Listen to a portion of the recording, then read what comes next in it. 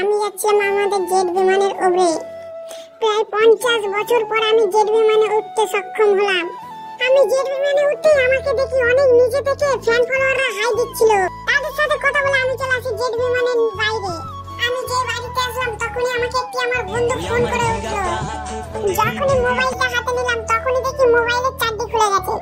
তার সাথে কথা বলে আমি বেরিয়ে আসি, তার সাথে এক জায়গায় যেতে হবে।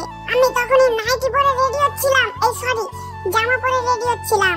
আমি তার সাথে ঘুরতে যাবো বলে আমি আমার 3 কোটি টাকা দামি কেটিএমটি নিয়ে বেরিয়ে পড়লাম। তার সাথে আমি যাচ্ছিলাম একটি দোকানে, আর দোকানে আসতেই দেখি দোকানটা বন্ধ ছিল। তাই আমি খুব দুঃখিত হলাম।